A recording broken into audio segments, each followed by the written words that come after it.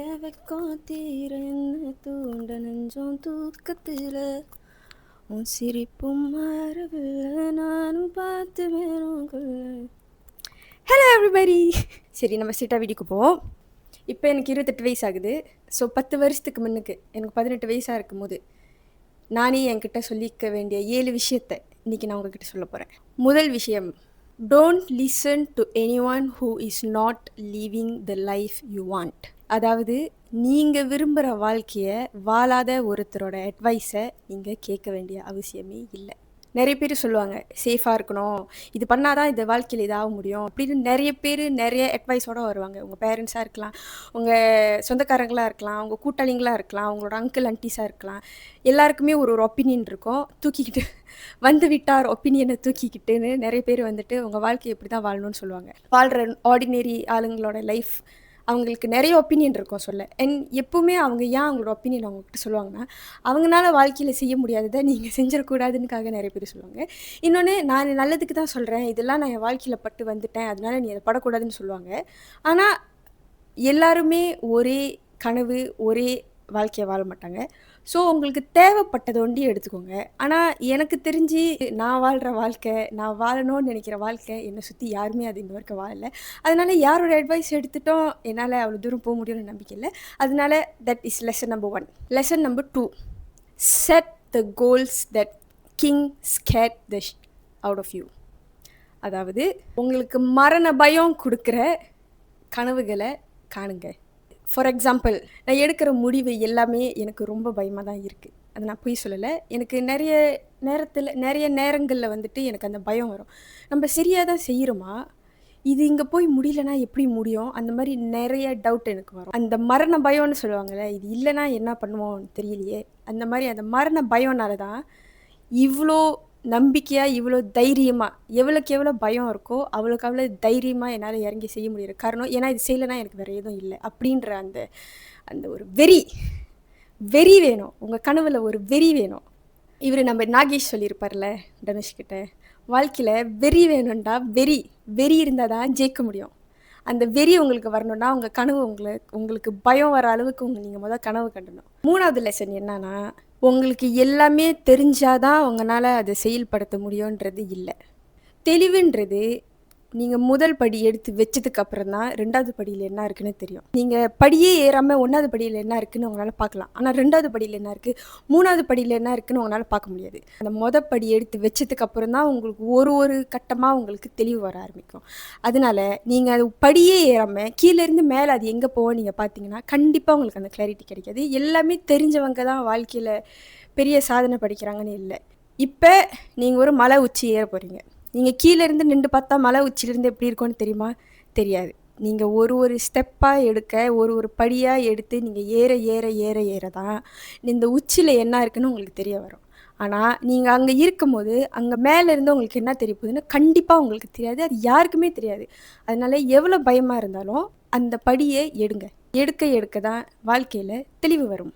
4வது விஷயம், நீங்கள் எவ்வளோ ஆசைப்படணும்னு நினச்சாலும் ஆசைப்படுங்க. கண்டிப்பாக இது வந்துட்டு என்னோடய 18 வயசு ஸ்ரீகிட்ட நான் சொல்லுவேன்.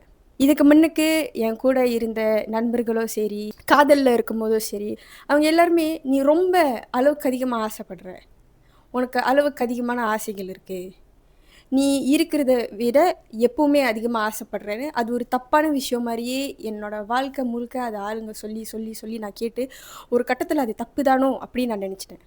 எனக்கு இப்போ புரியுது, the universe has so much to give. உங்களுக்கு ஒருத்தருக்கு அள்ளி கொட்டினாலும், எல்லாருக்குமே அந்த யூனிவர்ஸ் அள்ளி கொட்டினாலும் முடியாத அளவுக்கு அபண்டன்ஸ் இந்த உலகத்தில் இருக்குது. அப்போனா நீங்கள் ஏன் எனக்கு இது போதும் அப்படின்னு நினைக்கணும்? நீங்கள் உங்களுக்கு இவ்வளோ தான் நினச்சிங்கன்னா நீங்கள் அங்கே தான் இருப்பீங்க. உங்களுக்கு என்ன வேணுமோ ஆசைப்படுங்க. நீங்கள் ஆசைப்பட்டால் தான் உங்களை அறியாமலே நீங்கள் அந்த விஷயம் உங்களுக்கு கிடைக்கும். நீங்கள் ஆசைப்படணும். எவ்வளோக்கு எவ்வளோ நீங்கள் ஆசைப்படுறீங்களோ அவ்வளோக்கு அவ்வளோ உங்களுக்கு வந்து சேரும். உங்களுக்கு எவ்வளோ ஃப்ரீடம் வேணுமோ ஆசைப்படுங்க. உங்களுக்கு எவ்வளோ பணம் வேணுமோ ஆசைப்படுங்க. ஃபீல் பண்ணதோ உங்களுக்கு எவ்வளோ லவ் வேணுமோ அதை ஆசைப்படுங்க. உங்களுக்கு எவ்வளோ நிம்மதி வேணுமோ அதை ஆசைப்படுங்க. நீங்கள் ஆசைப்படுறதை விட கூட யூனிவர்ஸ் உங்களுக்கு கொடுக்கும். ஆனால் அதுக்கு நீங்கள் உங்கள் மனசுலேருந்து நீங்கள் உங்கள் மனசை திறந்து நீங்கள் கேட்டால் தான் அது உங்களுக்கு வந்து சேரும். இவங்க சொல்றாங்க, அவங்க சொல்றாங்க, "நீ ரொம்ப ஆசைப்படுற, இதெல்லாம் லாஜிக் இல்லன்னு" சொல்றவங்க 1000 பேர் இருப்பாங்க. அந்த மாரி உள்ளவங்கள நீங்க பார்த்தீங்கன்னா, அவங்களே வாழ்க்கையில ஓரளவு தான் இருப்பாங்க. நீங்க இருக்கிறத வந்துட்டு, "எனக்கு இது பிடிக்கல, எனக்கு இத விட கூட வேணும்" அப்படின்னு ஆசைப்படாதீங்க. இருக்கிறதையும் வச்சு சந்தோஷப்படுங்க. ஆனா, இத விட கூட எனக்கு வரும், இத விட கூட எனக்கு வேணும், இத விட கூட கிடைக்கிறதுக்கு எனக்கு அந்த தகுதி இருக்குன்னு நெனச்சீங்கன்னா, அது உங்களுக்கு வரும். அத நான் கத்துக்கிட்ட ஒரு விஷயம். கண்டிப்பா இத நானே என்னோட 18 வயசுகிட்ட, 20 வயசு, 21 வயசு ஒரு 2, 3 வருஷத்துக்கு முன்னுக்கு கூட நான் நெனச்சேன். நான் ரொம்ப ஆசைப்படுறேனோ அப்படின்னு நெனச்சிருக்கேன். ஆனா, இப்ப நான் ஆசைப்பட்டத விட எல்லாமே எனக்கு கூட கிடைக்கும்போது தான் எனக்கு புரியுது. நம்மளுக்கு என்னமோ நம்ம நெறைய ஆசைப்படுற மாரி இருக்கும். ஆனா, நம்ப இவ்ளோ சின்னது தான். நம்ப ஆசைகளும் இவ்ளோ சின்னது தான். நம்ப மேக்ஸிமம் கெப்பாசிட்டிக்கு நம்ப ஆசைப்பட்டாலும் இவ்வள தான் இந்த உலகத்த கம்பேர் பண்ணா. அதனால எவ்ளோ ஆசைப்பட போறீங்களோ ஆசைப்படுங்க. உங்களுக்கு அது வந்து சேரும். 5வது லெசன். நீங்க நேசிக்கிற அளவு, நீங்க எங்க இருந்தாலும் உங்களுக்கு நான் வீட்ல இருக்கிற அந்த ஒரு ஃபீல் வரும்ல. I belong here, I am home அப்படின்னு வரும்ல.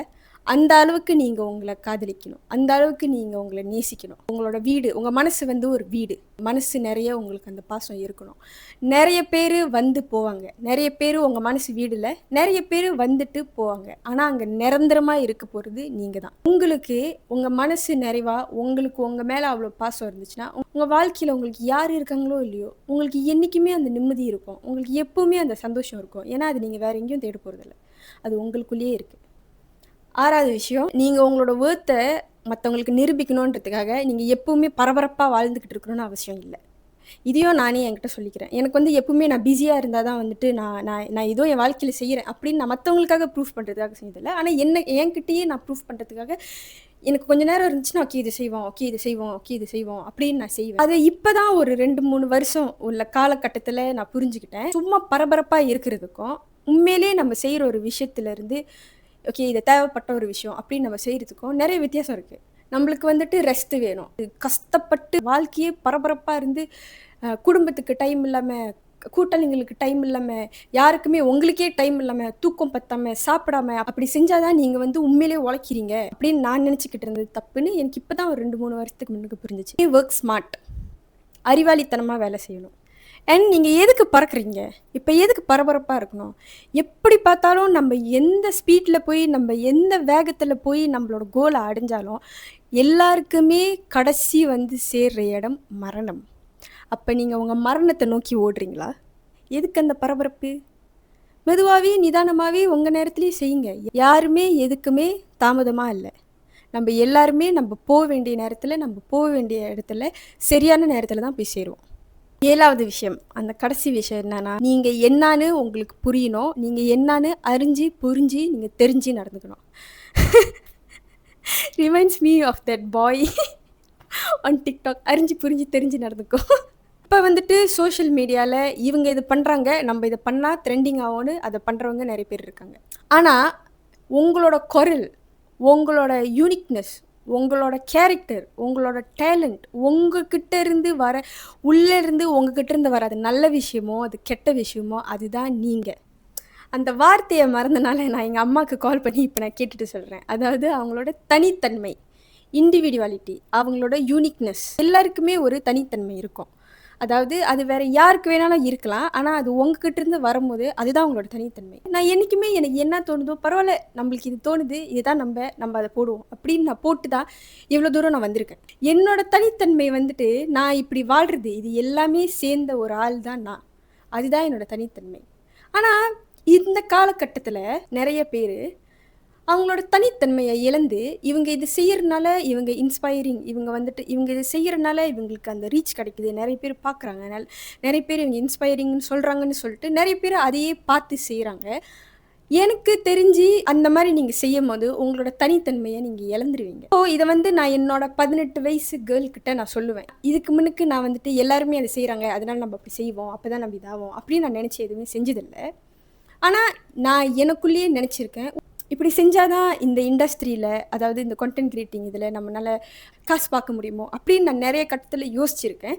இருந்தாலும் பிரேஸ் த லார்ட் நான் அந்த பேண்ட் வேகன்ல நான் விழுந்ததில்ல. அது மாரிலாம் நெனைக்கும் போதெல்லாம், எனக்கே நான் என்கிட்ட சொல்லிக்குவேன், அது என்னோட தனித்தன்மை இல்ல. அது நான் இல்ல. அது கண்டிப்பா நான் இல்ல. நான் இல்லாத ஒரு விஷயத்த என்னால வெளிய பொய்யா நடிக்க முடியாது. நடித்தாலும் பார்க்குறவங்களுக்கு தெரியும் நான் நடிக்கிறேன்னா உண்மையாக சொல்கிறேன். நான் உங்களுக்குன்னு உங்களோட தனித்தன்மையை பிடிச்சி உங்களை தேடி வர்றவங்க நிறைய பேர் இருப்பாங்க. ஆனால் நீங்கள் அதை பொய்யா நடிக்கும் போது ஆளுங்களுக்கு தெரியும் நீங்கள் நடிக்கிறீங்கன்னு. So don't do that to yourself. Okay, don't lose your individuality. இப்போ நீங்கள் உங்களுக்கு 18 வயசாக இருக்கலாம், 20 வயசாக இருக்கலாம், உங்களோட ஏர்லி 20s இருக்கலாம், ஆக்சுவலி உங்களுக்கு 30-40 வயசு கூட இருக்கலாம். ஆனால் இந்த 7 விஷயம் என்னோடய வாழ்க்கையில் நான் அனுபவித்து அதிலேருந்து நான் கற்றுக்கிட்ட விஷயத்த நான் உங்ககிட்ட ஷேர் பண்ணுறேன். இது வந்துட்டு என்னோட வாய்ஸ். உங்களுக்கும் இந்த மாதிரி ஏதாச்சும் நீங்கள் லெசன்ஸ் உங்கள் வாழ்க்கையில் கற்றுருக்கலாம், அதை கமெண்டில் விடுங்க. சப்ஸ்கிரைப் பண்ணுங்கள், கண்டிப்பாக லைக் பண்ணுங்கள்.